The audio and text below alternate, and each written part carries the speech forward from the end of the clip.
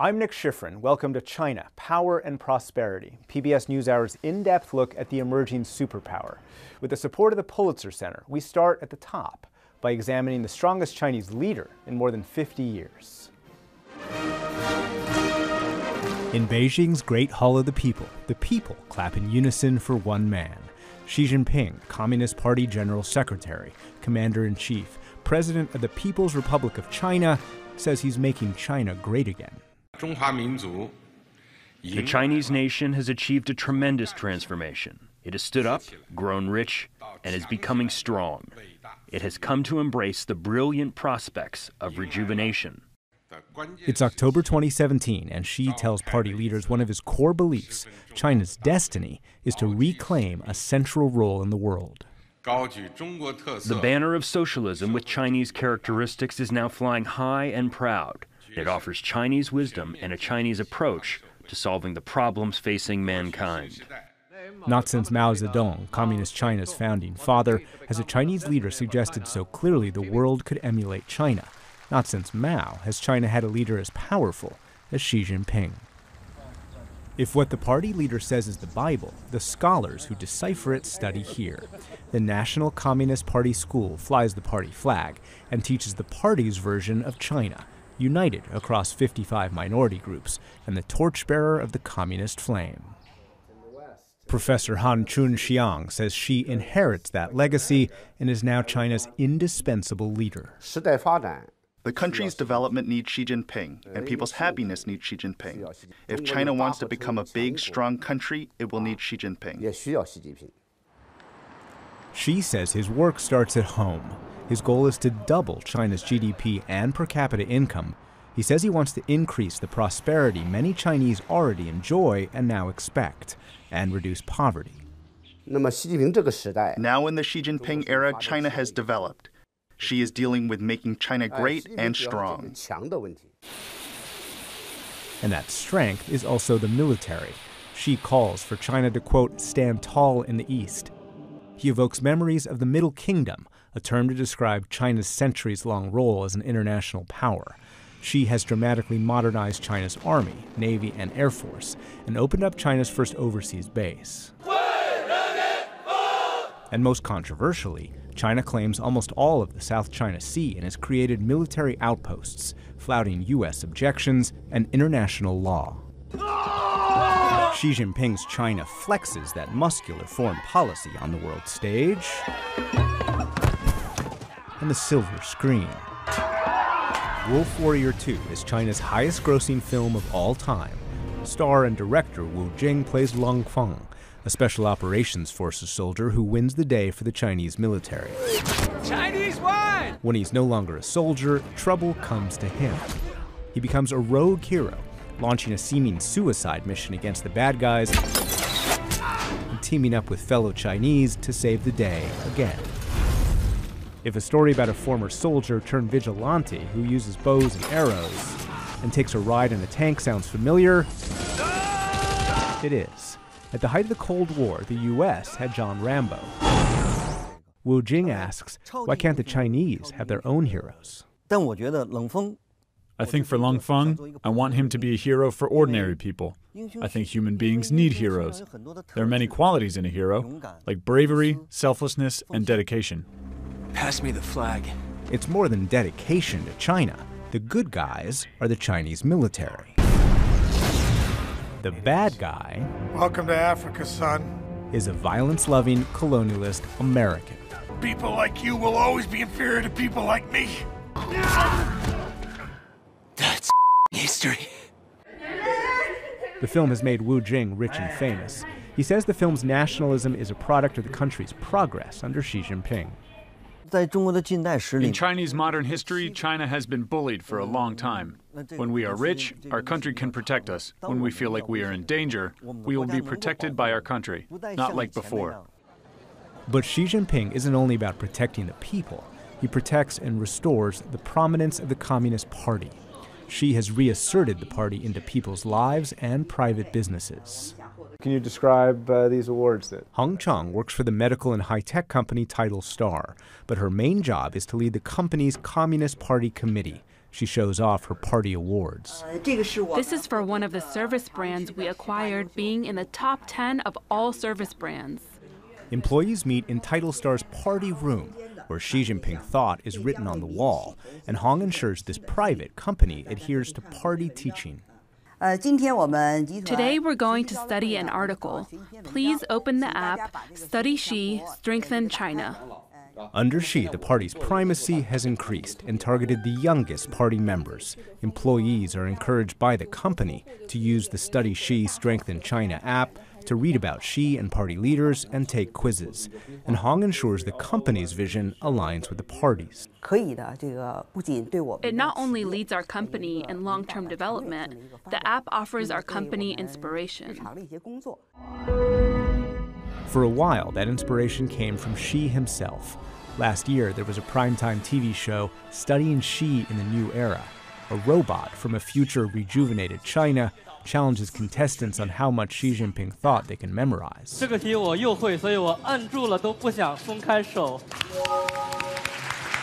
cult of Xi has included propaganda posters in city streets, suburban villages, and rural roads. And state media has called him Xi Dada, or Father Xi, a populist who eats like the people and cares about the common worker. Xi calls himself core leader, just like Mao, and Xi's travels recreate Mao's countryside visits. This year, the cult of Xi has become less visible, but in Beijing's largest bookstore, Xi Jinping thought the book has pride of place. Despite the American celebrities nearby, bookstore manager Qin Hui says Xi's books are bestsellers. Because we're entering this new era of development, the General Secretary Xi's thought points a direction for our future. So we have to seriously study the spirit of General Secretary Xi's speeches. But fly 1,200 miles south of Beijing, and hundreds of thousands of people reject Xi Jinping thought and everything it stands for. Xi Jinping's critics say he's not only spreading his own ideas, he's closing the space for anyone else's ideas, both in mainland China and here in Hong Kong, where these protesters say they feel like the city's independence is being eroded. On and off for months, Hong Kong police have clashed with protesters, and many of the protesters connect the crackdown in Hong Kong to the restriction of rights in mainland China. How can we expect that we will have democracy when the Communist Party is trying to ban all human rights and freedom in China? Lee Chuk-yan is a former Hong Kong legislator who's been fighting for democracy for decades. He's protested half a dozen Chinese leaders, but says Xi Jinping is the most oppressive. Xi Jinping began to even more aggressive in suppression. They banned the university professor from teaching about human rights, universal values, and he is trying to, build up his own Chinese dream, which is a total control of people. Under Xi, more than 1 million Muslim Uyghurs have been detained in camps. Xi's China has created a network of more than 200 million surveillance cameras. And Beijing posters have warned the public, especially women, that foreigners could be spies trying to steal national secrets. What the party says is that this is for the strength of China, that if the party were to weaken, the country would weaken, and there would be chaos. Yeah, they are always brainwashing the people that, without a Communist Party, there would be chaos. So what they are trying to say, if you have democracy, then there will be chaos. We believe in democracy, but they believe in suppression. Inside mainland China, few critics are willing to echo that language in public. Zhang Lifan is a historian who's made public appearances, but he says surveillance has increased. So we met him in the only place he felt comfortable, inside our hotel room. He wouldn't use Xi Jinping's name. Because the Communist Party of China is unchecked, corruption is widespread within the system. So, if he wants to get rid of opponents, he can easily do so by finding evidence of their corruption. Therefore, he was able to purge many political opponents with an unstoppable force. Lifan says Xi's eyes are everywhere. Lawyers who have represented activists have been disbarred. Journalists who write critically have been thrown out of the country.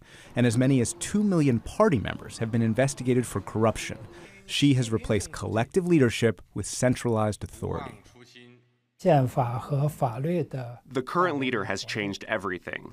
He first canceled the term limit of the country's presidency, and then re-raised the idea that the party leads everything. As a result, some of the achievements of the political reforms of the 1980s no longer exist.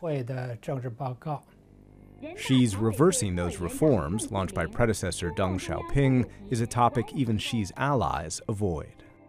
Deng talked about there shouldn't be excessive concentration or leadership by one person. Xi has removed term limits. Why has he done that? This is not a problem yet, not the right time to talk about it.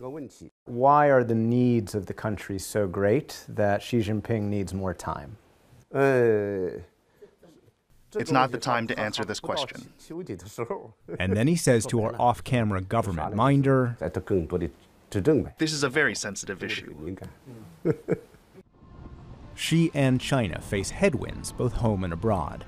But for the first time in modern history, the U.S. is confronted with an increasingly assertive rising superpower that's integrated with the U.S. economy. And as the U.S. puts America first, China is led by a man who believes the future of the world has China at the center. And a major part of China's future, President Xi's Belt and Road Initiative, the most expensive infrastructure project in history. Chinese companies are building roads, pipelines, and railroads around the world, but they're also building Chinese influence. In the middle of West Java, Indonesia, fishermen drop nets from bamboo poles, and a tea plantation fills rolling hills that lead to a major highway in Indonesia's fourth largest city. Here on the outskirts of Bandung, the commuter train is old and slow. But now, cutting through the hills that lead to Indonesia's capital, Jakarta, there's a tunnel for a high-speed train, and the engineers and managers who lead this $6 billion project are Chinese. They construct railway that will carry the fastest train in southern Asia, able to travel 215 miles an hour. Xiao Songxin leads the consortium of Indonesian and Chinese companies building the railroad. The two countries' companies can complement each other, support each other, and develop together. It's fundamentally a win-win project. 2,000 years ago, the ancient Silk Road helped China spread goods, ideas, and culture all the way to Europe. Today, China aspires to recreate a maritime Silk Road of ports and an economic belt across 70 countries of roads in the orange and railways in the red, including the high-speed route from Bandung to Jakarta, where in 2013, President Xi Jinping debuted Belt and Road Initiative as a signature foreign policy. Only with high ambition and hard work can one make great achievements. We have the confidence, conditions, and capabilities to obtain our goals. For Indonesia, the goal is to collaborate with China on Belt and Road projects to lift millions of its citizens out of poverty. At this construction yard, many lower-skilled Indonesians in the yellow hats have been trained by Chinese workers in the white hats. Belt and Road projects create jobs and spark development, says Indonesian Minister Luhut Panjaitan. This benefits us very much, because we're going to have also like a new cities, suburb, so then we can spread out people to the area. Yeah. With new industry, new employment, new production. Yes, indeed. Indonesia needs improved infrastructure. Right now, the road from Jakarta to Bandung weaves through the edges of forest, where constant traffic means the 90-mile trip takes 5 hours. On the railroad being built over the next 3 years, the trip will take 45 minutes.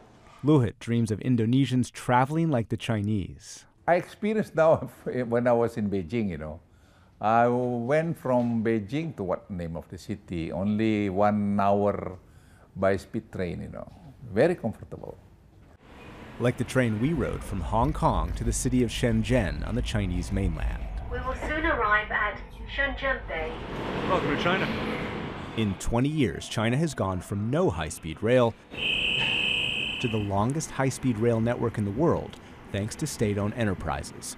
The rails, the electricity, the telecommunications, all produced by majority state-owned enterprises, and much of the steel comes from companies like the majority state-owned Bao Steel. The company is now so large it has its own ports, 4 of them on the outskirts of Shanghai. Bao Steel Group makes as much steel as the entire U.S. It's actually too much. Excess Chinese steel capacity weighs down the economy. The Belt and Road Initiative gives Baosteel new markets. Huan Weiliang directs Baosteel's strategic planning and technology. For the steel industry, the Belt and Road Initiative will generate direct demand for steel products. With the economic development in those Belt and Road countries, their people's living standards will improve, and thus the demands for durable consumer goods will increase. And China says Belt and Road railroads also improve Chinese living standards by connecting rural, previously unconnected areas such as this site in Sichuan province. The government argues more rail access produces prosperity and stability. We encourage Chinese companies to go out of China to enhance their production capability. In return, we can use the increased government revenue to improve the income level of some poor areas. This is important. Xiao Weiming leads the office in the Chinese ministry that oversees the Belt and Road Initiative. He describes the initiative as helping China to develop internally and expand externally. China has entered a new era. The Belt and Road Initiative is the banner of China's new round of reform and opening up, as well as a general plan of economic cooperation with foreign countries. But for some countries, that cooperation led to a loss of control. In Kunantan, Malaysia, a state-owned Chinese developer was building this industrial park and port, but the construction is frozen, stopped by an unlikely critic. China is a big power now, and big powers normally want to expand their influence. Mahathir Mohamad served as Malaysian Prime Minister from 1981 to 2003. He used to describe the U.S. as the colonizer. But last year, at the age of 92, he came out of retirement and was re-elected. His opponent was accused of siphoning off Chinese money connected to Belt and Road contracts.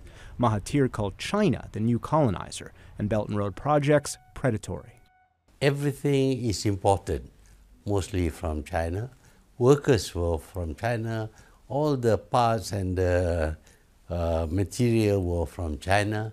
And the payment for the contract were also to be made in China. That means that Malaysia doesn't get any benefit at all. The original contracts called for Chinese-built ports, Chinese-built pipelines, a $20 billion Chinese-built rail link, and the Malacca Gateway, a Chinese-financed development project on the Malacca Strait, through which almost all Chinese oil flows. Mahathir accused the Chinese of taking advantage of a corrupt government. The whole thing was done in a hurry by the previous government without due regard for the interests of Malaysia. In Belt and Road deals, countries can lose sovereignty and China can gain assets. Sri Lanka had to hand over a port when it couldn't afford debt payments to a Chinese bank. To build this Belt and Road railroad with Chinese loans, Kenya agreed to apply Chinese law inside Kenya and give up East Africa's largest port if it couldn't repay its debts. And to pay for South America's largest dam, Ecuador is selling 80% of its most valuable asset, oil, to China at a discount. Mahathir says he too feared that loss of control. When you start borrowing huge sums of money and asking foreign countries to develop, and then you cannot pay, then obviously you are going to lose that part of the country. That warning has been echoed by the United States' most senior officials. We don't drown our partners in sea of debt. We don't coerce or compromise your independence. The United States deals openly, fairly. We do not offer a constricting belt or a one-way road. The U.S. argues China's version of Belt and Road fosters corruption. The state-owned China Communications Construction Company alone has been accused of bribery across 4 countries. The U.S. also warns China's ports could one day host Chinese warships. Last year, Secretary of State Mike Pompeo warned that could lead to a Chinese empire. When China shows up with bribes to senior leaders in countries in exchange for infrastructure projects, then this idea of a treasury-run empire build is something that I think would be bad for each of those countries and certainly presents risk to American interests. The United States government describes the Belt and Road Initiative as a way for Chinese to exert control and to increase Chinese power around the world. We Chinese do not have what you call ambition or a grand vision to change the world order. We only want to promote more economic cooperation. What's your response to that criticism, that the Belt and Road Initiative contracts are debt traps and aren't transparent Chinese companies won the bidding, and other foreign companies did not win. And the reason is simple. Foreign companies and workers are not as hardworking as the Chinese. But don't those Chinese companies get advantages, not because they're just hard workers, but because they're protected by the Chinese state? I cannot say it's the Chinese government's support. China's financial institutions will provide financing only if they deem the projects are profitable. We do not make investments blindly. We Chinese are not stupid.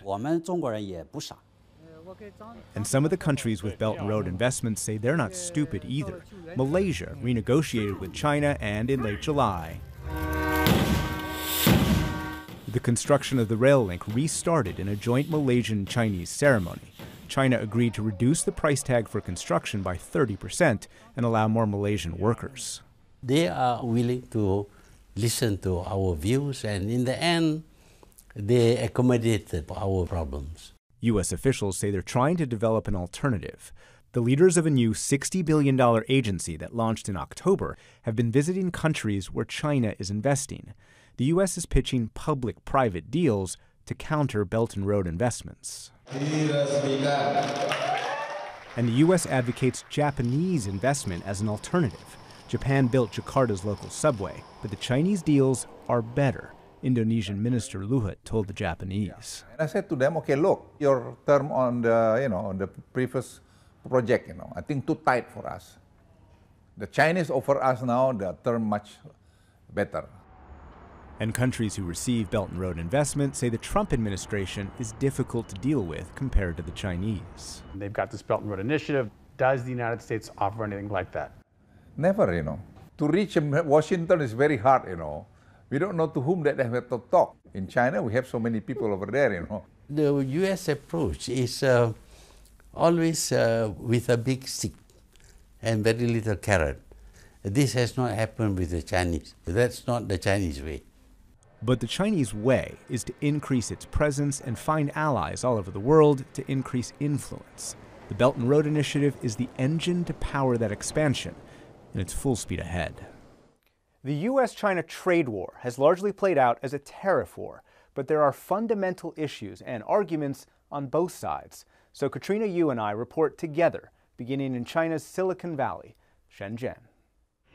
In Shenzhen's Segi Market, you can buy anything electronic. There are 10 floors of circuit boards, battery-powered children's toys, digital watches, wireless headphones, even Bitcoin mining computers. And all of this is sold all over the world because international companies have long tapped into China's massive market and huge supply of reliable labor. If you have an electronic product that's labeled made in China, the chances are its parts come from here and end up all over the world, including the U.S. For decades, the world's two largest economies, the U.S. and China, have been integrated. But now the Trump administration is trying to change that. And the trade war is not only going to affect American businesses and consumers, but also businesses and consumers here in China. Segi Market has been called the barometer of China's electronics industry. Components and finished products are sourced from super factories all over Shenzhen. More than 60,000 businesses have set up shop here. While they may sell everywhere, this year all eyes are on the U.S. I hope the trade war doesn't continue to get worse. Let's keep a peaceful relationship. Don't raise tariffs because no one wins. All the vendors we spoke to blame President Trump for the trade war. And some say Trump feels threatened by China's success. China's electronics industry is pretty good. Now Trump is just trying to suppress China's development. Though some freely admit to selling copies of US products. I ask her if this is a GoPro. No, it's not a GoPro. GoPro is made abroad and it's very expensive. But this one is cheap and it's similar. How similar, Nick? Well, very similar. The Chinese sports cam looks exactly like the American GoPro. At this Chinese New Barlin store, take a look at the words. The sneakers and the writing look an awful lot like American New Balance. That's just two examples of Chinese copycatting that the U.S. has turned into theft on an industrialized scale. The U.S. has indicted hackers connected to the Chinese military for stealing specs of an American power plant similar to this model and navigation satellite technology. And the U.S. says the most expensive weapons system ever, the American F-35, looks just like the Chinese J-31 because Chinese hackers stole the designs. The U.S. says in just a few decades, theft helped China make its military world-class and its companies technology leaders. That kind of technological advancement doesn't happen organically. Jake Parker has lived in Beijing for a decade and is the vice president of the U.S.-China Business Council, which advocates for American businesses in China. China's system is set up in such a way that the state has access to information that companies would consider to be trade secrets. The amount of information that's transferred to the Chinese government goes far beyond what would be expected in another market. As businessman, you handle it, Matt, and presidential candidate, Donald Trump has accused China of pursuing decades of predatory trade practices. We can't continue to allow China to rape our country, and that's what they're doing. It's the greatest theft in the history of the world. When you see China, these are fierce people in terms of negotiation. They want to take your throat out. They want to cut you apart. The Trump administration has increased U.S. demands that China stop intellectual property theft and what the U.S. calls other unfair trade practices. The administration has released 2 major investigations into Chinese corporate theft and labeled Chinese computer, telecom, and technology companies risks to American national security. President Trump has raised issues that have been an irritant in the relationship for a very, very long time. You know, we're the piggy bank that everybody steals from, including China. That have not been adequately addressed by the Chinese side. And frankly, those issues go to the core of how China's economic system operates. It's state-owned enterprise reform, it's industrial policy, it's subsidies, it's overcapacity. These are not going to be easy solutions that China is going to be able to implement immediately. That's because those protectionist measures and state-sponsored business development have fueled China's rapid economic rise. Nowhere is that more obvious than China's artificial intelligence, or AI, industry. In China's northeastern Liaoning province, X-Robot is working on human-like AI robots. China wants to be the global center for AI by 2030, and some in the Trump administration believe China is fast closing the gap on the US's dominance of AI. They can mimic facial expressions, respond to questions,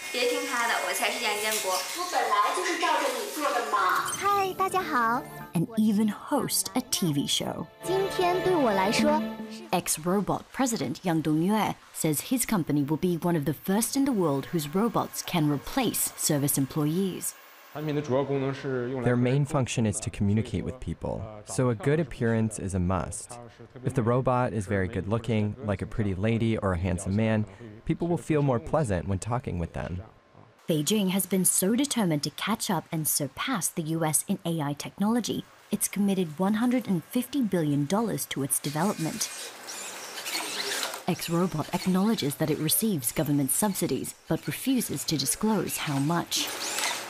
Meanwhile, China accuses the US of investing billions on its own AI technology, like this robotic pack mule that's being funded by Pentagon Research. But Katrina, the U.S. denies that Pentagon spending is a subsidy and complains China's subsidies are into private companies and concealed in every industry, tilting the global playing field in China's favor and violating international trade rules.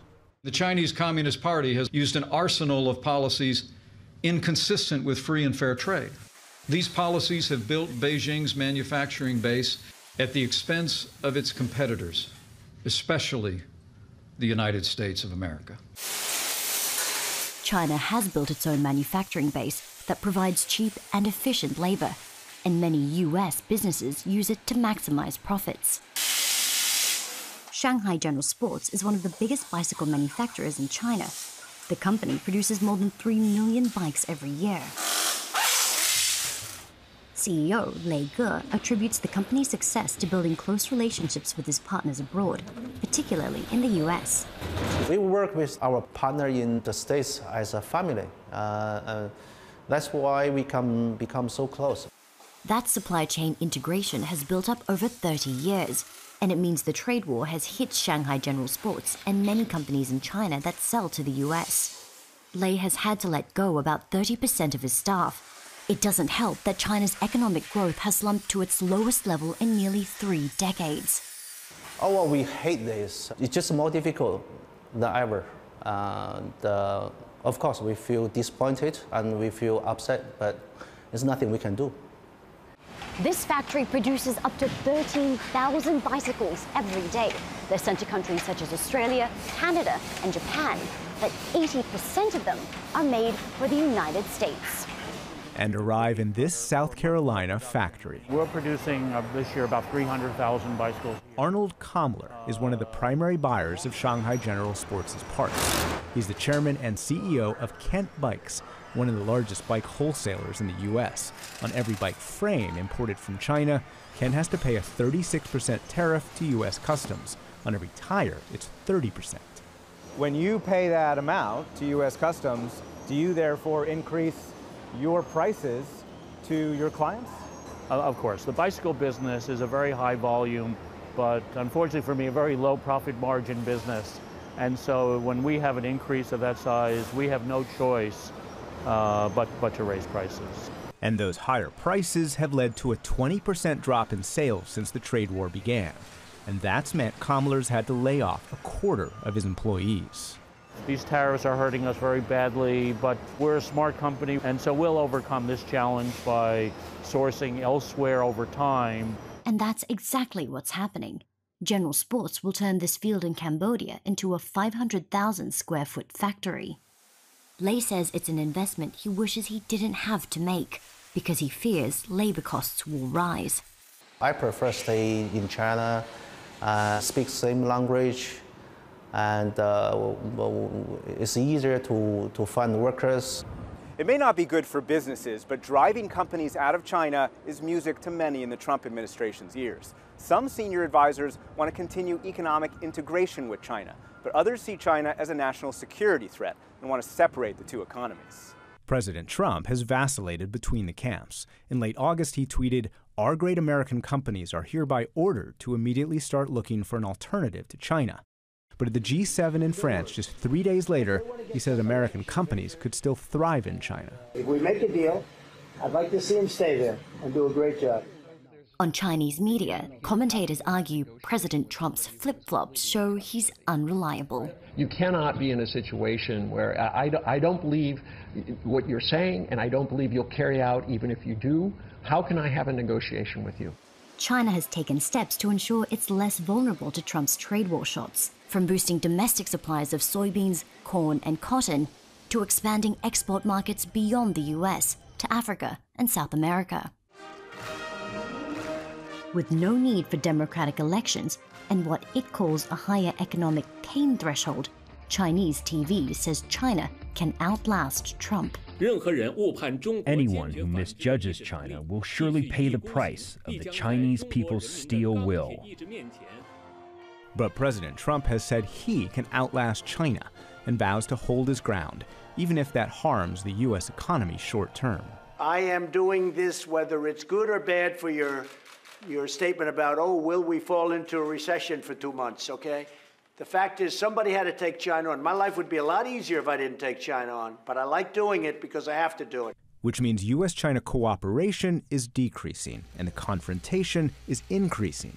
And the trade war continues as two economies that have been integrated for decades are already drifting apart. For most of the last century, Communist China's planned economy prevented citizens from getting rich. In today's China, a life of luxury is supposed to come second to Communist Party loyalty. But as Katrina Yu reports, that's not stopping China from producing billionaires faster than any other country in the world. Their pacing is precise, their spacing is seamless, and their pores are perfect. This is China's first Butler Academy, and they're practicing the exact vintage pour. Their 6-week course includes centuries-old traditions, but these students aren't being trained to serve old wealth. Their future employers will be members of China's new rich. In communist China, millionaires are being minted faster than anywhere else. They're filling harbors with multi-million-dollar yachts, watching laser light shows at $3,000 a night hotels, and buying luxuries. Sarah Jane Ho knows all about the possibilities and pressures of being wealthy in China.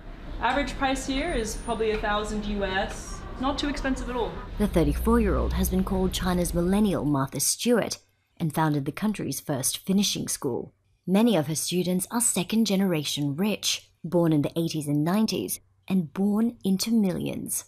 In no other country than China have you had such a great amount of change in such a short amount of time. And now they have so much money that, you know, the last thing they want to do is see their kids go through any kind of hardship. For the kids, a lot of it is about individuality. They want to spend on something that other people don't have. See-through, good for summer. Sarah Jane is an expert on where to shop, what to wear, and where to be seen.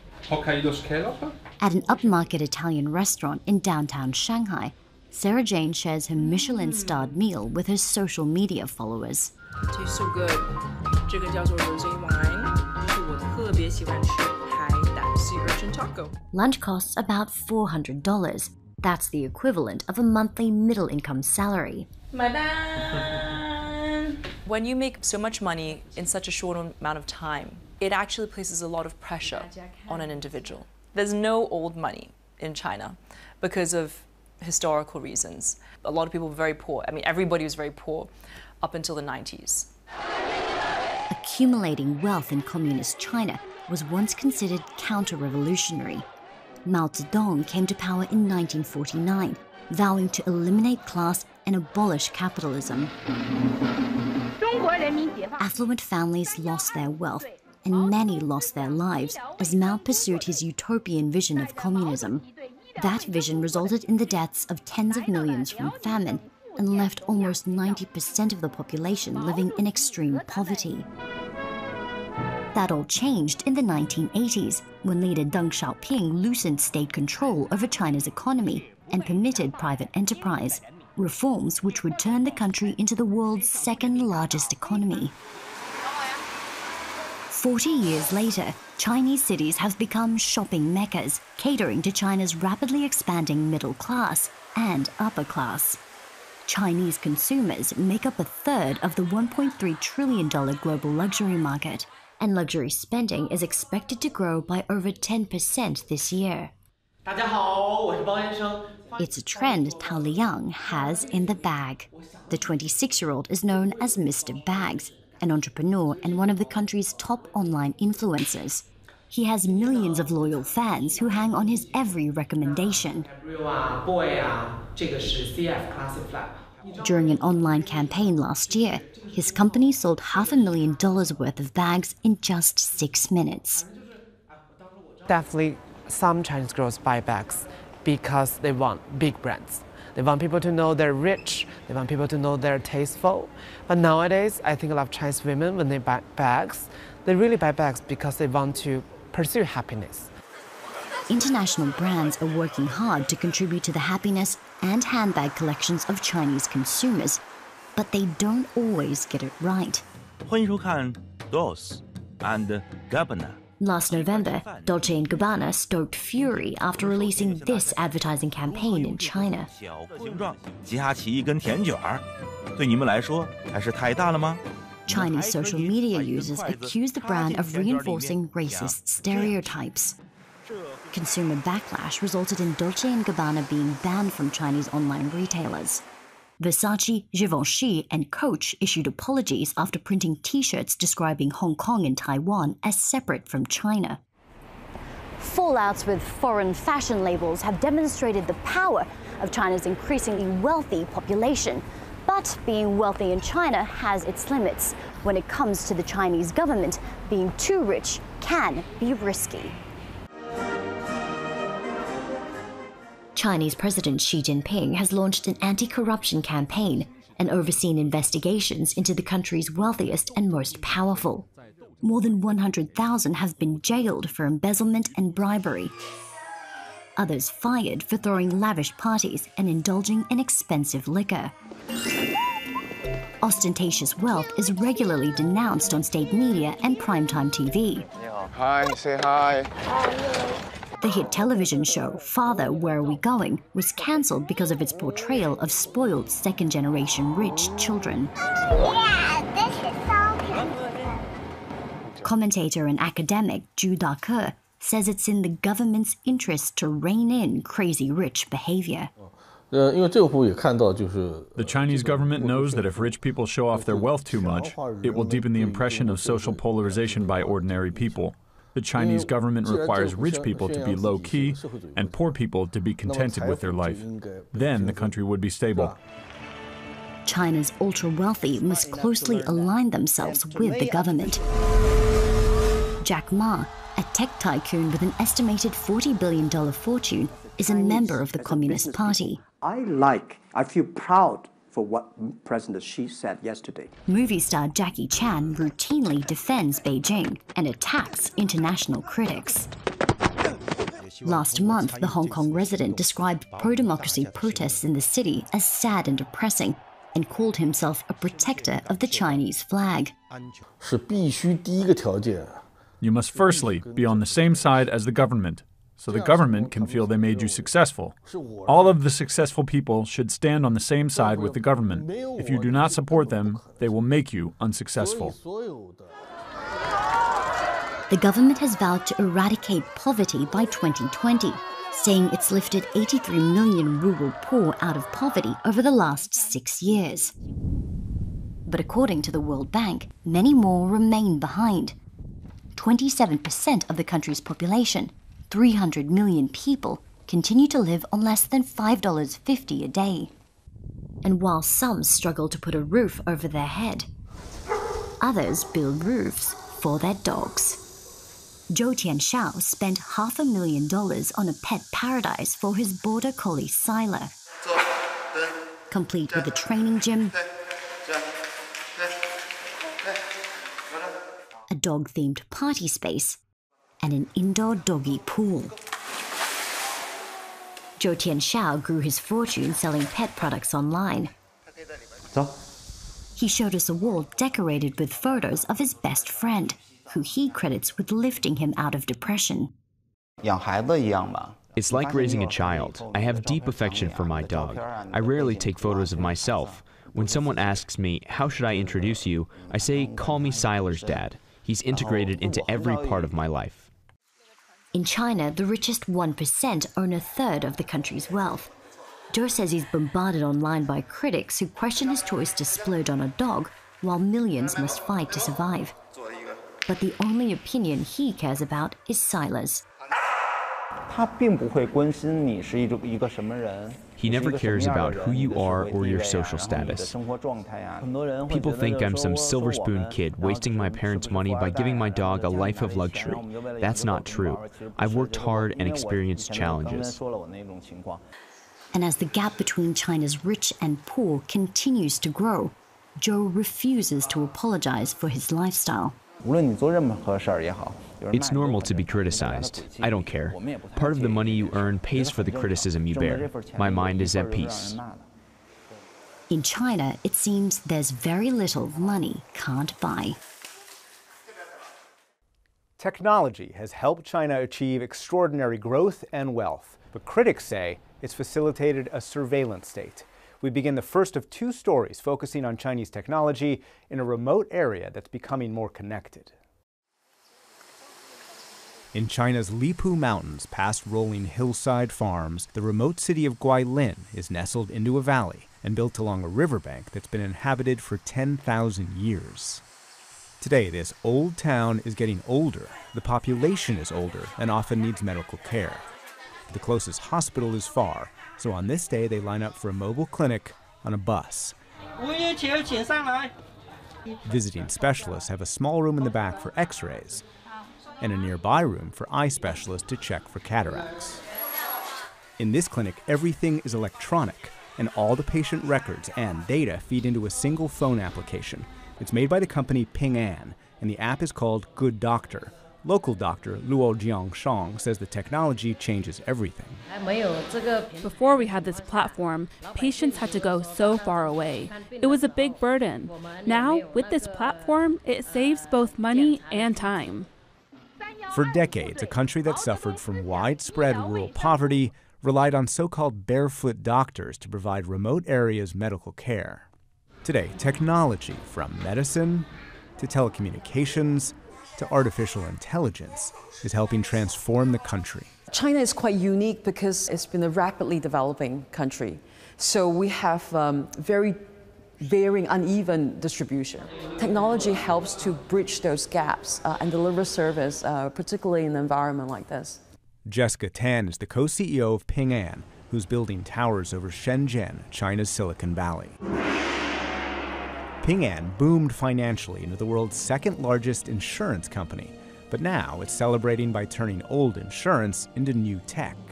In September, Ping An unveiled new facial recognition software for drivers. Those markings judge whether she's a good driver and feeds all of her data into Ping An's database.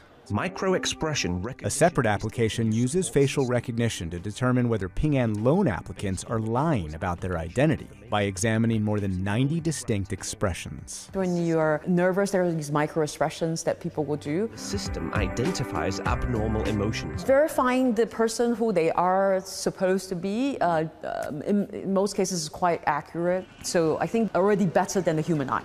And those human eyes, China's 1.4 billion citizens, are now entering more and more data on their phones. And in China, it's big data.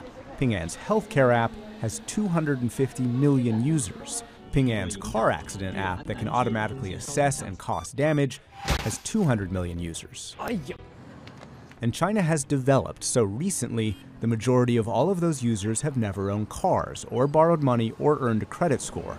So to choose loan applicants, Ping An's developed a social credit score based on all of the data users enter into their phones. Having the expertise to change that series of raw information to actually a credit report or score that people trust. So we're able to do that based on your mobile phone bills, your shopping records, right? You do splurge on your spending. If you have a good credit record, you get the loans faster at a cheaper rate.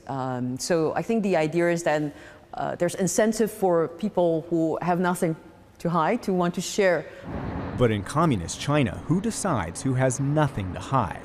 Like Ping An, the government is now converting data on its citizens into social credit scores. It's called Sharp Eyes, and those eyes are electronic thanks to the world's most advanced surveillance. The 5 most surveilled cities in the world are Chinese.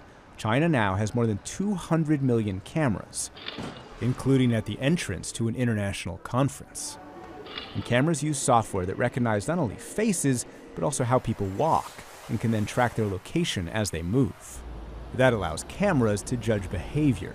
In Shenzhen, cameras watch this intersection. If people jaywalk, they're publicly shamed when their faces are displayed on the screen. Do you think because that camera is there, more people cross legally? Of course. They're afraid to be seen doing something inappropriate, so they will change their behavior. If you jaywalk, it reduces your credit score. For example, if you cross the red light, your score would be reduced by 2 to 3. Behavior change is exactly what the government wants. And the credit score system is so important, there's even a Communist Party-produced national credit magazine. Wu Xiaoyan is the editor-in-chief. The Chinese system's main purpose is to build a credible society of trust. This system has become an effective measure in our social governance. For example, on the bus, people with regular scores will pay regular price, and people with good scores only pay 80% of that.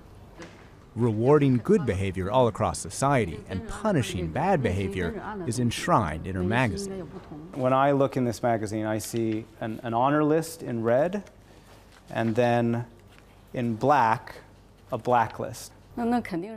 Those on the red list are people who have trustworthy behavior. Those on the blacklist are people whose behaviors are not trustworthy. Does it work? Does rewarding people who act well and punishing people who act badly make more people act well?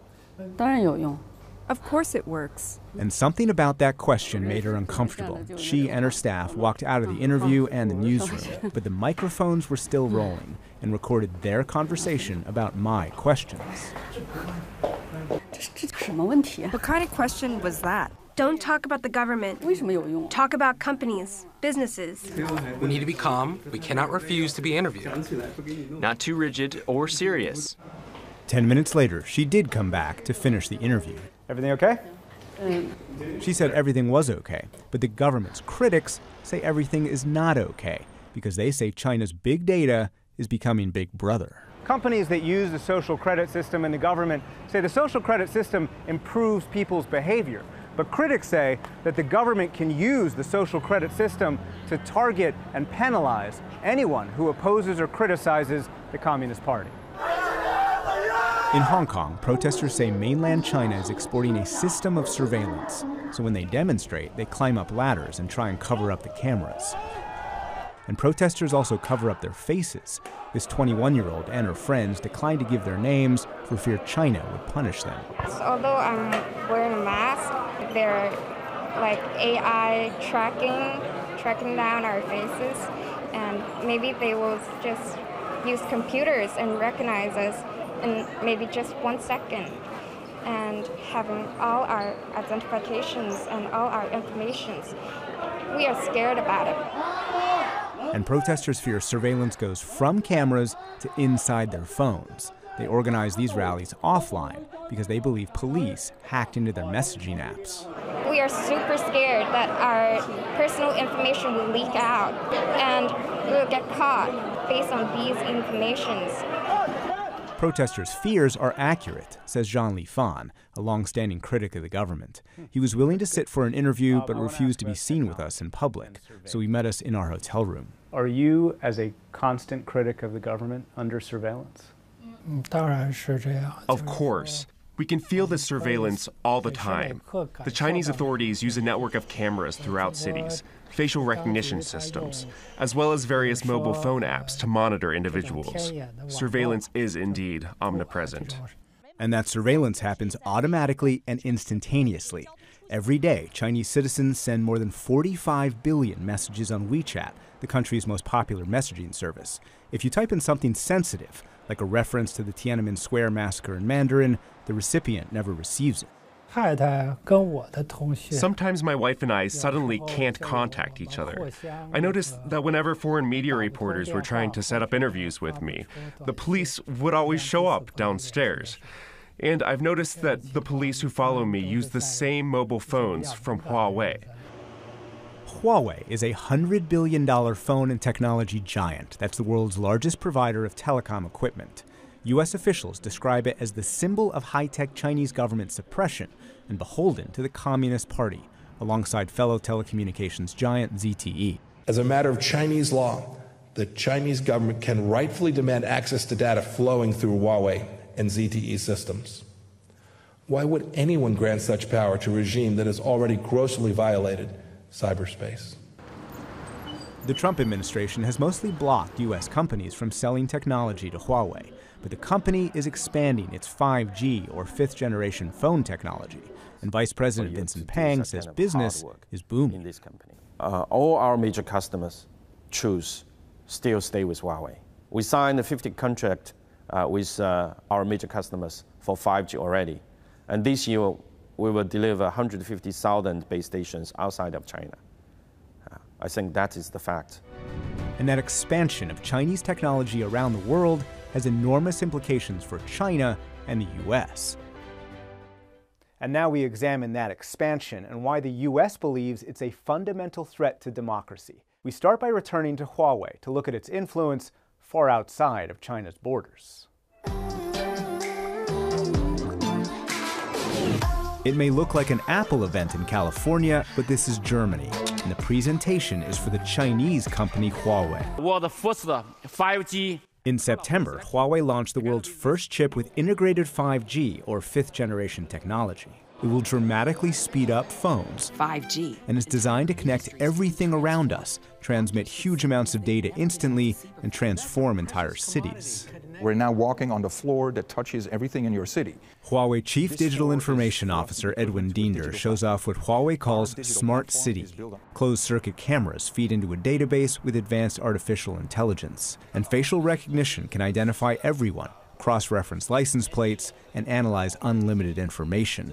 Diender calls it the future of policing. Where, for example, today, teams manually need to have to look through CCTV camera footage. With a good video cloud analytics platform, you can say, I'm looking for a white guy, blue jeans, red t-shirt, and give an order or a query, almost like a Google search. I can say, find me this black car with this particular license plate, of which I think it is an L or a 7, a W or an M, but I'm not sure. Then the system can look into different camera points, for example, and does it for you. Huawei promotional videos compare the combination of AI, 5G, and surveillance to how a brain processes information to control the body. The US fears that Huawei's information isn't secure because the control is actually the Chinese government's. To have Huawei operating as a 5G network in our country or in our allies' countries, we believe represents a fundamental compromise of our national security and the privacy of millions of citizens. It may actually be billions of citizens. Huawei and other Chinese telecom companies are building 5G and smart cities in more than 65 countries. PBS NewsHour producers in 3 continents heard praise from police and alarm from human rights advocates beginning in the Philippines. There will be no let up in this campaign. The government of President Rodrigo Duterte is waging what it calls a war on drugs. It's turned to China for help. In 2016, Duterte traveled to Beijing to secure Chinese government loans that allow the Philippines to buy a Chinese safe city. Huawei sets up safe city solutions. In terms of the benefit of this project to the country, it's immeasurable. Jonathan Malaya is the Philippines' Department of Interior and Local Government's Undersecretary. If we are to ensure the safety and security of our countrymen, we must use every tool available. But how are those tools being used? The government's opponents call the war on drugs an extrajudicial, murderous crackdown that's killed tens of thousands. And they say Chinese technology could enhance government suppression. What a Safe Cities program is all about is increased electronic and technological surveillance. Francisco Ashley-Estadillo is a former congressman. He says Huawei is a front for the Chinese government. Founder and CEO Reng Zhengfei is a current member of the Chinese Communist Party and former officer of the Chinese military. And international researchers say Huawei employees regularly collaborate with analysts from the Army or PLA. My concerns with Huawei is if a company which was founded and is still currently run by former PLA officers, that already is a problem. Huawei insists that it's private and independent, and the Philippines government points to Huawei's success. If you look at the Southeast Asian region, no country has banned Huawei. Why should we be unduly alarmed when the rest of the world is not alarmed? But critics say that misses the point, because Manila's safe city could hand over unlimited data to Chinese companies that must collaborate with the Chinese government. Chinese law says, quote, any organization or citizen shall support, assist, and cooperate with state intelligence work according to law. China has no independent judiciary for companies to appeal. They cannot say no to any request from the Chinese government for such kind of intelligence gathering.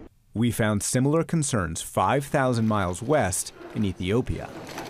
For more than a decade, Ethiopian and Chinese officials have collaborated to improve Ethiopian infrastructure, including the phone and internet backbone for state-owned Ethio Telecom. Almost $1.6 billion we have an agreement with Huawei. They are implementing the telecom infrastructure.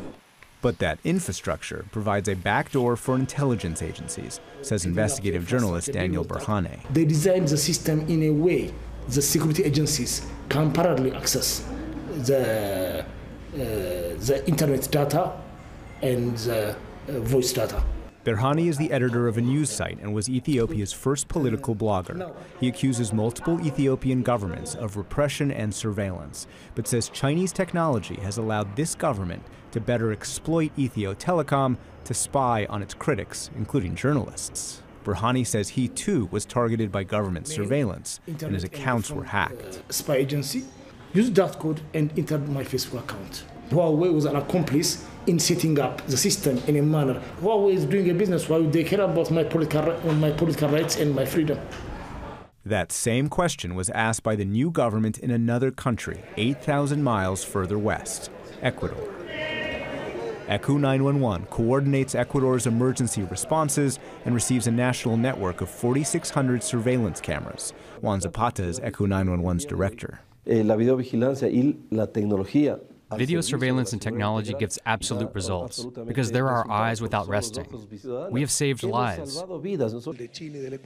Former President Rafael Correa built ECU 911 with Chinese technology and Chinese government loans. In 2016, he gave Chinese President Xi Jinping a tour of the center. But the new president, Lenin Moreno, says ECU 911 surveillance wasn't only designed to save lives. It was built with a backdoor to Ecuador's intelligence agency that allowed ECU 911 surveillance to be weaponized against the government's opponents. The tasks the institution should have exclusively focused on were diversified to a different task, a perverse one, espionage of political opponents, and espionage of citizens they had intentions to harm. This is what that espionage looked like. In this safe neighborhood of the capital Quito, a single camera stands watch and looks right into a specific living room. Retired Colonel Mario Pazmiño was a constant critic of the former government. He says they installed the Chinese-produced camera to keep watch. They choose Chinese companies because China had already developed a monitoring system that allowed them to have control over the activity of the population. Their gift is a Trojan horse, designed to control everything in society. Which brings us back to Shenzhen and the core of the U.S.'s concerns. A White House official talking to me called this authoritarianism in a box. What's your response to that? What do you want me to say? I think it's also liberation in a box. I think it's also city management and being very efficient in daily operations in a box. Some governments are using that to persecute or target their critics. So can this be used for surveillance? Is it being used for surveillance? Well, what you're looking at is an element of intelligent video surveillance, which is common technology that's available worldwide. Like every technology, it can be used in certain ways. Does that concern you, that some of these countries might be using this? Personally, yes, of course. I'm a person just like everybody else is a person. I have my own concerns and my own views, and yes, of course, that is a concern. But the genie is out of the bottle. Huawei's been packaging smart cities and 5G for years. The U.S. is trying to contain Huawei's expansion and is building its own 5G systems. But the U.S. is behind, says another Huawei technology recipient, Indonesian Minister Luhut Panjaitan. American technology is very good, but the last 5 years, I think the Chinese technology is much better. I think to some extent I agree to America about Trump policy, but I think it's too late to force China to to follow all American desire.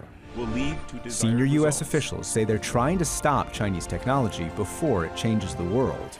But China's system of surveillance, facial recognition, and exporting safe cities has already changed the world. Another way China's trying to change the world? By making strides in the green economy. China's known more for the pollution it produces than the gas it saves. But it's now the world's largest market for electric cars. And as Katrina Yu reports from Hefei, China, that market is now making domestic and international automakers more green. In one of the world's most advanced factories, a startup is working to ensure the future of electric cars is driven by China. NIO is described as China's Tesla. It produces electric SUVs for environmentally conscious millennials. Each vehicle comes with an artificially intelligent dashboard robot, access to drive through NIO power stations that swap out dead batteries, and exclusive NIO clubhouses. CEO William Li says NIO is more than a car.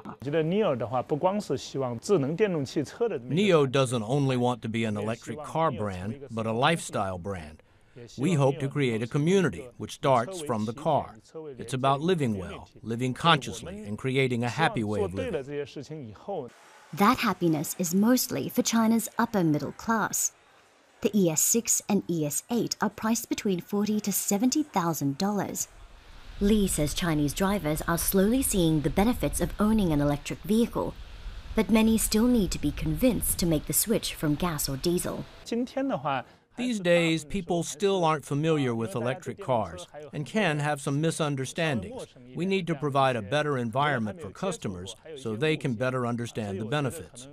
Providing this better environment is exactly what the Chinese government is trying to do. Earlier this year, a state-owned fund injected NIO with $1.4 billion.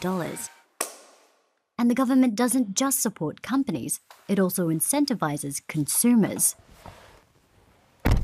In Beijing, Zhu Mengxiao's electric car is worth about $30,000. But after government subsidies, she only paid $18,000. Zhu took me for a spin. In China, owning a car is one thing. Having the right to drive it can be another. To reduce overcrowding on roads, the government carefully manages license plates. Residents can only get one through a lottery, but the odds of winning are low if you're driving a gas guzzler. It's like a real lottery. There's a chance that you won't win anything your whole life. When we first applied for a license plate, we were waiting a long time and didn't receive one for a gas-powered car. Only after the exceptions appeared for electric cars could we buy this car. Zhu received her electric car license plate within a few months. She was initially worried about the car's battery life, but says the pros outweigh the cons. With more advanced technologies, more people are likely to choose electric cars, especially since the price of gas fluctuates and often jumps. Electric cars can be cheaper to use and more eco-friendly. Putting more eco-friendly cars on China's roads is critical. Just outside Beijing, a coal plant belches smoke. A reminder that China remains the world's largest emitter of greenhouse gases. 2/3 of China's electricity comes from coal. And it often leads to days like this. Reducing air pollution is central to China's campaign to make cars green, says industry analyst Cho Kai-jun. The government's goal of cutting emissions is aligned with its promotion of the electric vehicle industry. In total, there are about 400 million vehicles in China, and every day they produce a huge amount of emissions. If a number of those become electric, then it will have a great impact. Electric cars are also key to reducing the country's reliance on foreign oil, says government advisor Wei Jianguo. China is a country with few resources. Local production doesn't meet the country's needs, so China needs electric cars. Since encouraging them, we reduced petrol consumption by 9 million tons. That's a reduction of less than 1%. But with public transportation increasingly going green, that figure is set to grow. Top-selling electric vehicle manufacturer BYD has turned the southern metropolis of Shenzhen into the world's first city to rely only on electric buses. Shenzhen alone now operates more electric buses than every city in the world outside of China combined. BYD is also greening the city's taxi fleet. Almost all of the city's 22,000 cabs are electric. But some drivers wish they weren't forced to make the switch. Electric taxi drivers definitely earn less because it takes several hours to recharge the car. Sometimes we have to wait in line. 2 months ago, I waited in line 1 hour or more for a charging station. Then it took me 2 hours to recharge. Those are hours I could have been working. But he has no choice. The central planners of China's government say they're committed to ensuring the electric vehicle market becomes a world leader. This year, China imposed an emissions credit system that requires car manufacturers to reduce emissions below a certain level or pay for credits from other companies. That's an expenditure they want to avoid, so they're being compelled to go more green. And that applies to domestic and international companies. At a plant in Foshan in China's south, German automaker Audi is building its first fully electric car designed especially for the Chinese market. Audi plans to launch 30 hybrid and electric models around the world by 2025. China is Audi's biggest market, and China's drive for new energy vehicles, or NEVs, is impossible to ignore, says Director Executive Heinz Philippassen. This is a key element here in China, so it would be a very big risk not to be able to offer NEV technology in Chinese market. So for us, not acceptable. We sell more than 30% of our cars. We target to have 40% of our cars sold in China. So for us, it's a key market.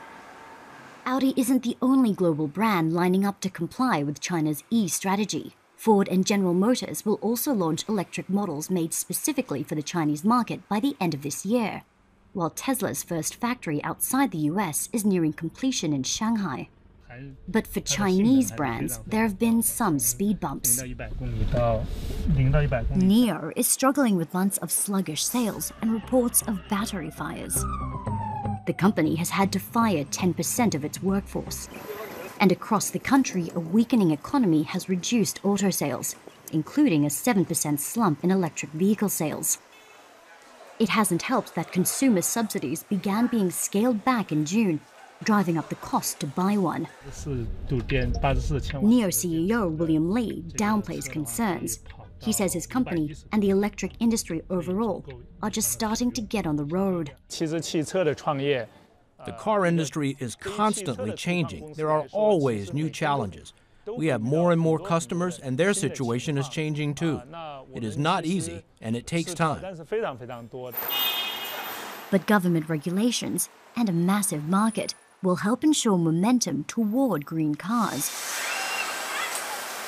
And that policymakers in Beijing, not Washington or California, are in the driver's seat. From technological to artistic innovation, China has historically produced more than 75% of the world's art knockoffs. But today, China is the second largest art market in the world, and Chinese artists are recreating what they call China's cultural aristocracy.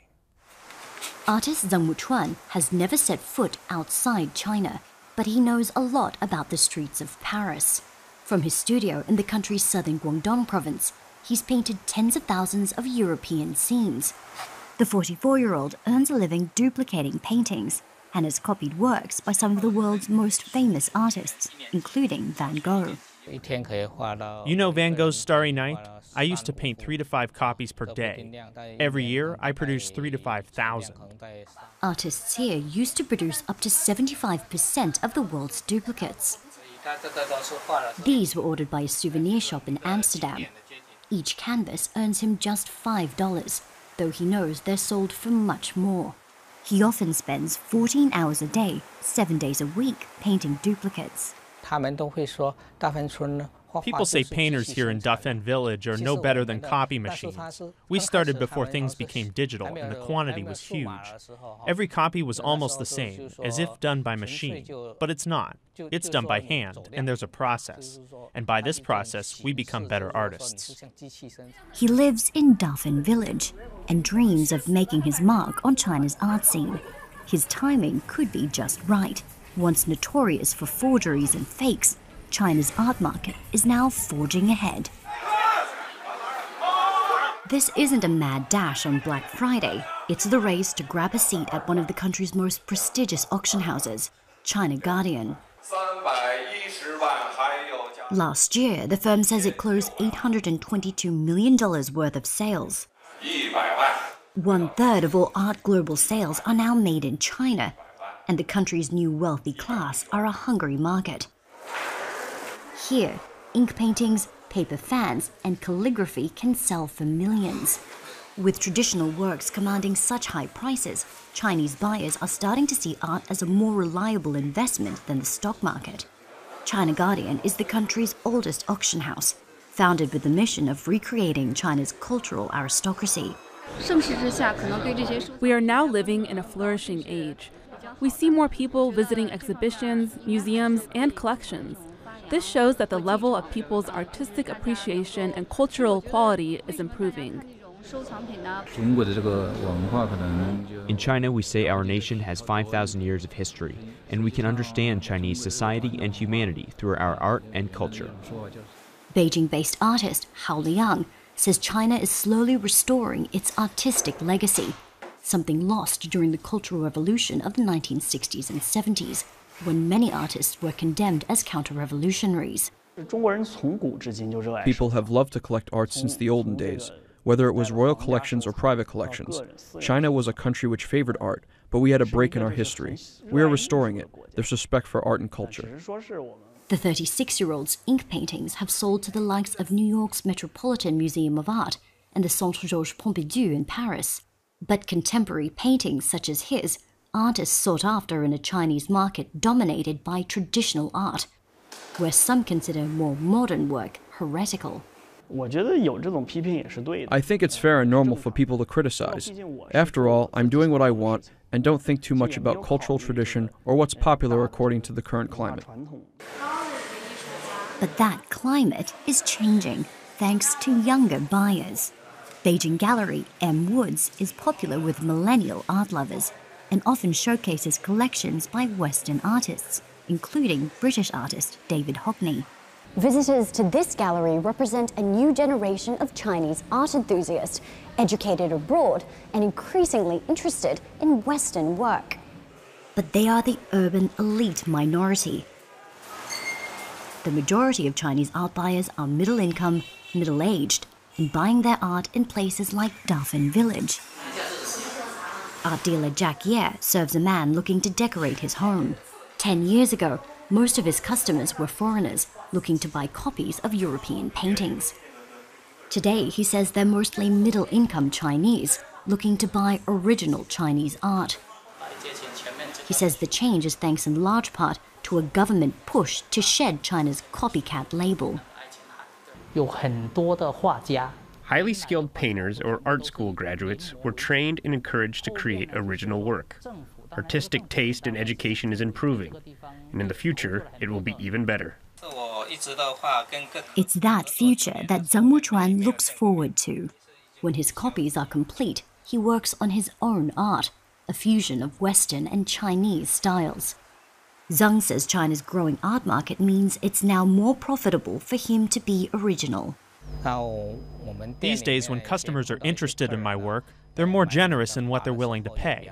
As an artist, I dream of producing excellent art of my own and leaving behind influential work for the next generation. As China's art market develops, artists like Zhang Wuchuan are producing art that's more reflective of themselves and hoping for a life spent copying less and creating more. But in China, the freedom to create does not carry over to everyone. Uyghurs are Muslims who trace their roots back for thousands of years to Central Asia. Today, most of them, about 11 million, live in the Chinese province of Xinjiang. They represent less than 1% of a country that is 92% Han Chinese, the ethnicity that China traces back to the Han Empire. The U.S. says the Chinese government has thrown more than 1 million Muslim Uyghurs into camps for what the Chinese say is re-education. Communist China has long persecuted people based on their religion, but survivors of those camps and international researchers say this is different. They describe the largest state-sponsored internment based on religion and ethnicity since Nazi Germany. We begin in a city to which many Uyghurs have fled, Istanbul, Turkey. Istanbul is 2,500 miles from Xinjiang, China. Muslim Uyghurs who live here are free, but their minds are still imprisoned. I never imagined this could happen in the 21st century. Innocent people subjected to cuffs on their hands, shackles, and black hoods over their heads. Gulbahar Jalilova lives alone in a small apartment. The injuries she suffered in Chinese detention 2 years ago have healed, but she hasn't gotten over the memories. I saw them, 14-year-old girls to 80-year-old women. They take them for interrogation. They would come back and their bodies were bruised, their heads swollen. After 3 months, they put a black hood over my head and took me away. Is it still upsetting?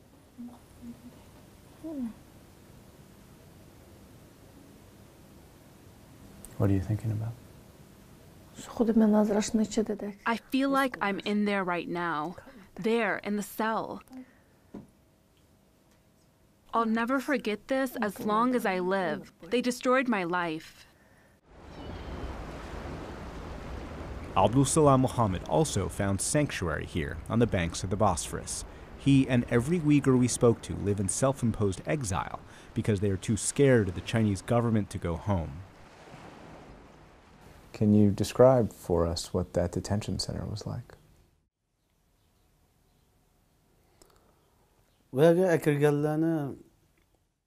They brought everyone in there because they called us suspicious.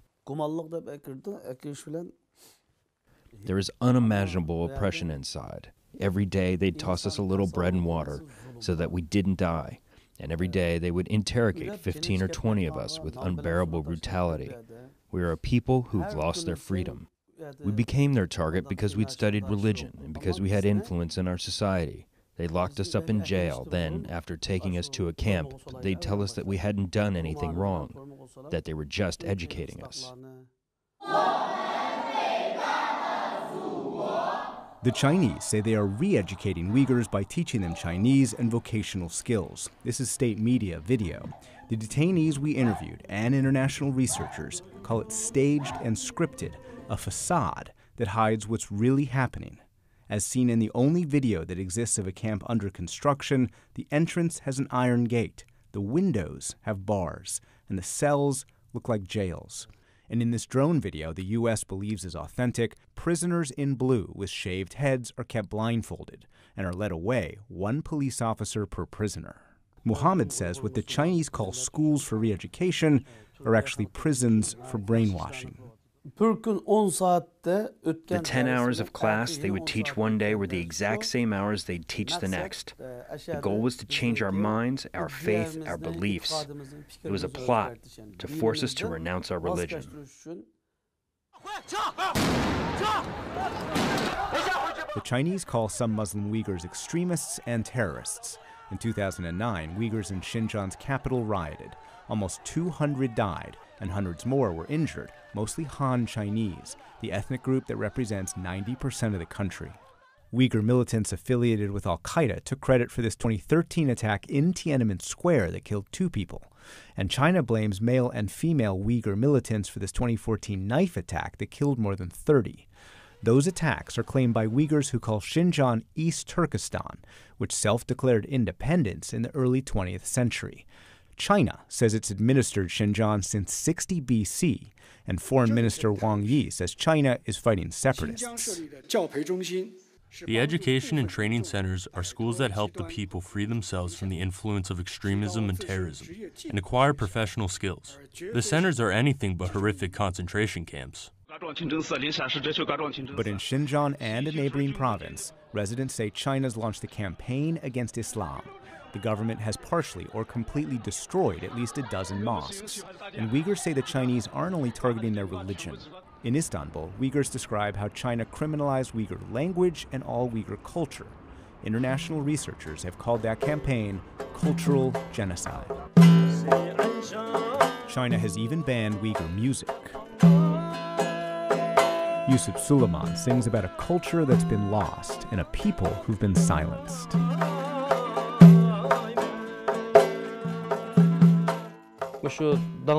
They're disappearing our famous artists, composers, and songwriters before anyone else. They're disappearing our intellectuals. They've burned what they wanted to burn and scrubbed what they wanted to scrub. He gave us photos of all his family members who have disappeared into camps. He hasn't heard from any of them in more than 2 years. The absolute worst thing is that I don't know whether they're dead or alive. Our communication is completely cut off.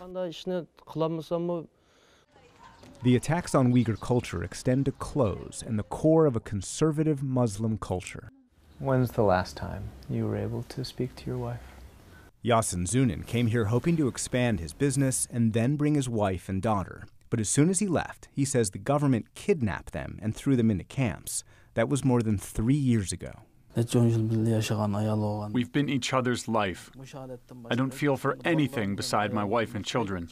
Even when I wake up at 2 in the morning, I check my phone to see if I can find videos of them.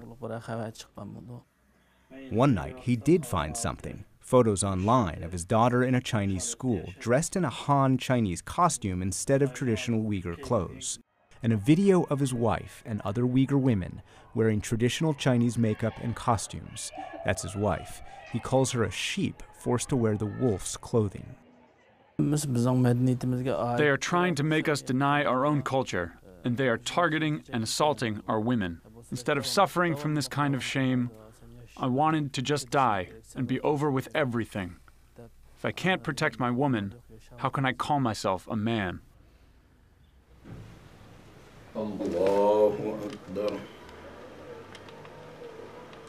Abliz Ablikim says many Uyghur men have been powerless to protect their families from the Chinese government. Can you tell me how a Han Chinese ended up basically as a member of your family? Ever since the government began locking up most of the men, women, children, and the elderly have been left behind. The government has sent officials to be ears in these households. They sent one to my uncle's house. Ablikim takes out his phone and opens a grainy photo. His aunt in Uyghur clothes, his uncle in Uyghur clothes holding his baby cousin, and then a Han Chinese man posing like a member of the family. But he's not a member of the family. Was he forced onto your family? He was forced. He wouldn't be able to live there if he weren't. State media does stories on Han Chinese inserted into Uyghur families and calls the program United as One Family. 1.1 million Han Chinese have been sent by the government into Muslim homes. In your opinion, why is the Chinese government doing this? They refer to Uyghurs as criminals. If we ask them what our crime is, they say openly, "Aren't you Uyghur? That's crime enough." In Xinjiang's capital, a huge statue of Chairman Mao looms over the city. In multiple interviews across China, we heard the same thing. China's fighting terrorism and fake news. Su Ge is a former ambassador and former head of one of the Chinese Foreign Ministry's think tanks. China and the United States, I think that we feel the same about the extremists. We also have this danger of terrorism. The best way to eradicate radicalism is to provide education, to provide development.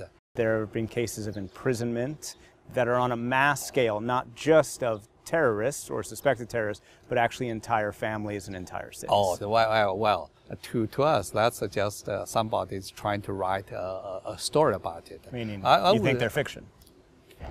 But I would say that if you have only interviewed those people who, for some reasons, who are paid for, somehow. Do you think they're paid to tell these stories? I do not know. I'm only saying that, but they must have a source for income. You ask them, how many policemen have been injured, and just by terrorists? But in the name of pursuing terrorists, international researchers say China turned Xinjiang into an open-air prison. Local residents say police keep a close eye on all Uyghurs, interrogate them wherever they go, check their documents every few feet, and forcibly collect DNA samples. And researchers identify at least 85 camps, and probably many more, across Xinjiang. All of them are recently built. A barren field in August 2016 became, in 1 year, what researchers say is a former school turned into a camp with barricades and barbed wire. Just 6 miles away, researchers say another camp started being built in early 2017.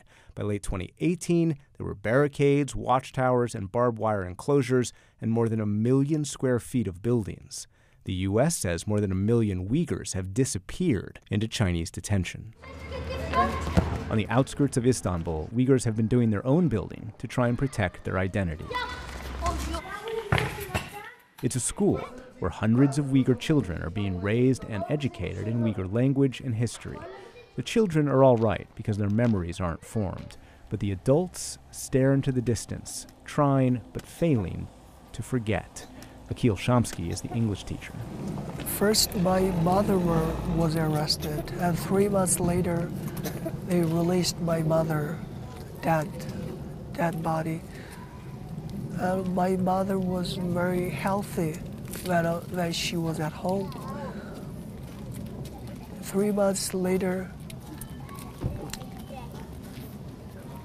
she died.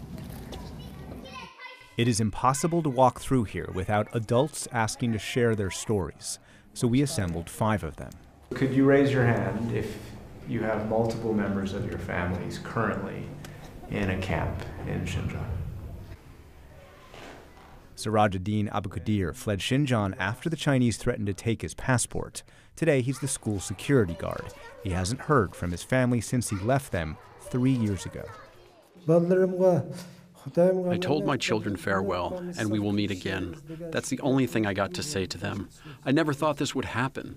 I'm security here. They provide my meals. At this age, I cannot do anything else. That is what God gave me. I'm incredibly lonely. Everyone here has their own stories of family imprisonment. Both of Tursun Yasin's brothers, 42-year-old Abdugeni Musa's daughter, and other children. Ablet Tursun spent 1 month inside a camp, and 72-year-old Amina Emmet is the principal's mother. Do you know where your children are? I don't know. I'm searching for any kind of news every day. The Chinese say they have closed the camps and Uyghurs have returned home.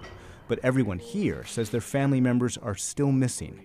Emmet's 19 children, grandchildren, and their spouses are still missing. I wish God would free us from the Chinese. The Uyghurs are too weak to resist. There are no Uyghur people left, no people left in our homeland. My eldest son passed away years ago. I basically raised the 2 of his kids myself, but even they were taken away. Now every Uyghur, no matter of inside of jail or outside of jail, is feeling the same thing. Fearing of disappear from the world. A few miles away, Gulbahar Jalilova's mind is still in detention. I'm drinking tea, I'm eating bread, but those helpless people are desperate. They don't have enough to eat. I see them all in front of me, as if I were still in the camp myself. After she was released, she wrote down all the names of the people in her cell. Zamira, Guzela, Maryam, Just one of what could be tens of thousands of cells across Xinjiang, China. Gulbahar Uzbek, Bukhilcham, Aituram, Buzuram, Zulpiya, Aynisam, Aynisakhan. And while Uyghurs fight to maintain their culture, many in Asia's business capital, Hong Kong, are fighting for their voices to be heard. The city is going through its most significant upheaval since the British gave up control more than 20 years ago. For weeks, millions of protesters have filled the city's streets. President Trump says the city's fate could decide China's relationship with the U.S. The protesters and Beijing say the future of the city is at stake. In the shadow of downtown, Hong Kong teenagers spend their weekends denouncing their government. These students say they used to be apolitical, but now they feel they have to fight to save what makes their city unique. In China now, all is controlled by the government. Hong Kong is not like that, right? Now my hope is to save Hong Kong's freedom. Every protester plays a part, and 16-year-old Shum Shums is to give free hugs. She wears a mask that's now been banned by the government and provides only her nickname to hide her identity from Hong Kong authorities she accuses of persecuting protesters instead of improving people's lives. We are teenagers. Now when we grow up, then maybe the government may be more harsh, maybe there's no any freedom. Hong Kong's Generation Z wants freedom from Beijing so much, they wrote their own national anthem. With its own music video that's gone viral. Break now the dawn, liberate our Hong Kong, they sing. United, we say this is today's revolution. Free Hong Kong! Free Hong Kong! This is one of Hong Kong's main thoroughfares, and protesters have completely taken it over. And they use umbrellas, not only for the sun, but also because it's the symbol of the democracy movement here. And they say that the freedoms that this city has enjoyed are being eroded. They started protesting with a narrow demand: withdrawal of a bill that would allow for the extradition of criminal suspects to mainland China, where they say the judicial system is not independent. The government will formally withdraw the bill. Chief Administrator Carrie Lam eventually withdrew the bill, but protesters expanded their demands to include her resignation, the freeing of arrested protesters, and what many here call freedom, the ability to vote directly for their legislators without Beijing's interference. Others describe freedom more broadly and have deeper grievances. Pollsters say the number of Hong Kong residents identifying as Chinese is at its lowest level ever. So when you guys think of your identity, do you identify yourselves as both Chinese and from Hong Kong, or just Hong Kong? Just Hong Kong. Just Hong Kong. If we give up, we're just telling to China that, yeah, Hong Kong people is just like the same in the mainland China. So we are not going to let this happen. Hong Kong is not China. For centuries, Hong Kong was part of China, but in the 1800s, foreign powers attacked, and the British forced China to lease the city as part of what the Chinese government calls the Century of Humiliation. In 1997, the British handed the city over, and under a deal known as One Country, Two Systems, Communist China promised Hong Kong could keep its British-written laws and independent judiciary, but had to turn over its defense and foreign policy. Beijing's defenders say China has lived up to its promises, and protesters' talk of revolution is misguided. I think they're over-worried. You know, in Hong Kong, the rule of law, the well-entrenched common law system underlines our freedoms and rights. You know, that's why they can have protests every day. Regina Ip is a member of the cabinet that runs the Hong Kong government. She says One Country, Two Systems is doing just fine. After more than 180 years of Hong Kong as a city, we have a very strong and unique culture. There's nothing wrong with a big country having different regional cultures. It's the same in the US. You know, the Californians are very different from those from Iowa or the Texans, you know. But protesters argue China has not lived up to its commitments and is encroaching into every aspect of residents' lives. Professor Samson Yoon is studying the protests with the help of student pollsters. I think this is a gradual buildup of people's discontent about how China is ruling Hong Kong, or how the Hong Kong government is not representing the local population, but more representing Beijing. That sentiment has taken hold since pro-democracy demonstrators occupied Hong Kong streets 5 years ago, demanding universal suffrage. No reforms have been done, and instead there has been a lot of disqualification and prosecution. So people have been angry for a period of time. It's a time bomb, and One Country, Two Systems can't stand on this, these time bombs. Pro-democracy leader Joshua Wong has been arrested 5 times in the last 5 years. In 2015, the employees of a bookstore that sold books criticizing Beijing disappeared inside mainland China. And in 2016 and 2017, under pressure from Beijing, Hong Kong's High Court disqualified elected members of Hong Kong's local government, including the youngest ever member, 23-year-old Nathan Law. At the end of the day, that accumulated anger, the infuriated crowd exploded in this summer and became what we have seen. Law says he was disqualified not because of a proper ruling, but because Beijing was afraid of the younger generation's power. I promised to my constituency that I would not obey a regime that brutally kills its people. I will keep my promise in my campaign that I will serve the people instead of the regime. Autonomy, democracy, and rule of law has always been our core values. In September, Law and other pro-democracy activists urged the U.S. Congress to pass legislation that would allow the administration to sanction China for any Hong Kong crackdown. They say they need U.S. help. We are at the stage where, we have tried all the tactics that we can on the ground in Hong Kong, but then that's not enough to gain that traction that we need to keep this momentum going on. Denise Ho was one of Hong Kong's biggest pop stars. Since she started protesting, Beijing removed her music from Chinese websites and banned her from performing in mainland China. She says the protest leaders are not demanding revolution, just justice. We are at the stage where Hong Kong is in a police state, and we do not have any means whatsoever to bring justice to this situation of police violence and brutality. On October 1st, for the first time, police shot a protester with live ammunition, a step up from the tear gas and batons used previously. But the violence goes both ways. Back on July 1st, protesters broke into the Legislative Council. They ransacked the building, spray-painted crude messages on the walls, and briefly occupied the main chamber, the seat of Hong Kong power. There are people within this movement who say that this was a mistake and that you needed to stay peaceful in order to make your point. What's your response to that? We have to try all the peaceful ways. And what did the government, what was the government's response? It's nothing.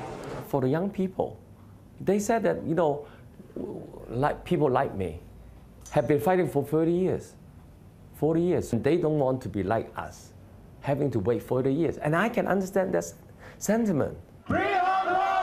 Lee Chuk-yan is a union organizer and former member of the Legislative Council.